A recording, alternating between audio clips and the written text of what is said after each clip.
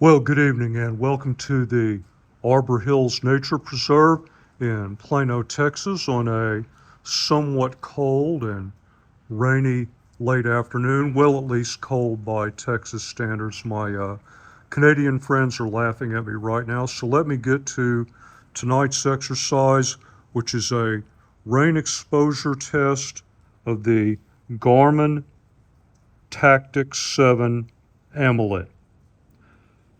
I know there have been a lot of questions as to how well this unit stands up in rain, and not so much rain ingress and operating the basic controls, but how well can you continue interacting with the device while it's wet and being exposed to rain. Now, my use case for gear is night wilderness search and rescue. I've had this watch now for about 2.5 months. I've had it out for about 6 or 7 hours of testing in rainy conditions, but those have been my own personal tests. I haven't actually filmed that, and I wanted to do a test where I could show what the display looks like while it was still somewhat light outside, and then we make that transition into the evening. This light rain is supposed to keep up for at least the next 2.5 hours. We'll see how that goes. So I'm going to set a stopwatch and get out there and get started.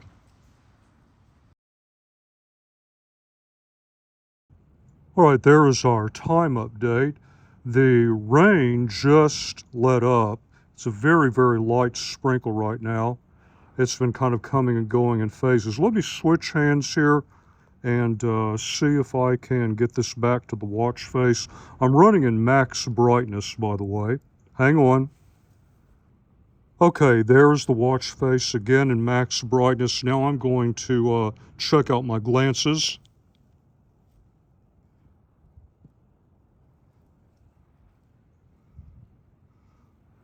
Let's go down a little more.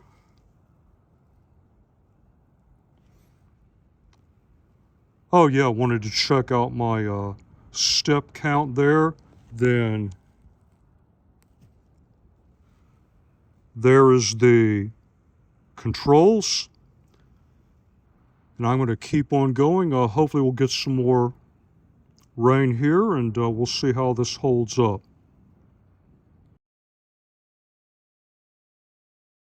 Okay, there's an update on time. It's now dark. It's raining again. Of course, if you don't like the weather in Texas, stick around.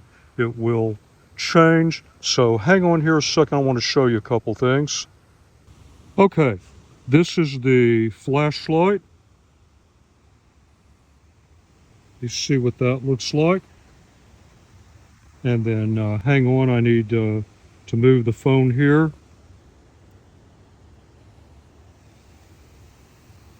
And there is the green light.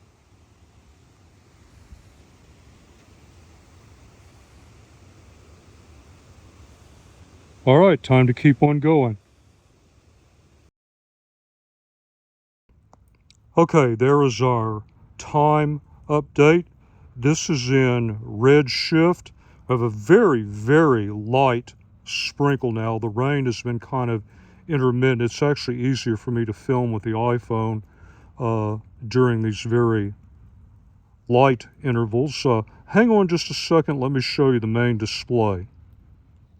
And there you go. Of course, you can see a little bit of blurring from the raindrops. That's the main effect. It doesn't prohibit me from getting any information. And I have not had any problems. I'll turn my headlamp on very lightly there. I have not had any problems interacting with the display whatsoever.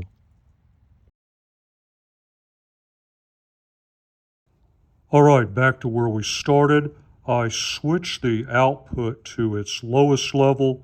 We have an overhead light and we have some very light illumination from my headlamp. Very consistent rain until about 4 or 5 minutes ago, and then it just quit. And based on the forecast, I'm expecting that to be it for tonight. So I'm going to shut this down. Hang on, I want to show you the main watch face. All right, there it is in lowest brightness. This is nothing new. This must be the 5th or 6th time I've had this watch out at night filming a review while it was raining. It performs just as well tonight as it did the first time. In particular, being able to interact with the watch, the touch display, touch capability, even with touch-sensitive gloves, I have had no issue. So I hope you found this information helpful. I plan to post a couple of other videos. One will focus exclusively on the display day and night outside of the influence of rain and water. Probably do some navigation videos. As I said, my use case is night search and rescue, so I'd like to show other people how you might navigate using this device. If there are other things you'd like to see and you're considering purchasing this watch, leave a comment. I'll see what I can do. And as I always like to say, until the next review, thank you very much for your time, and thank you for watching the video.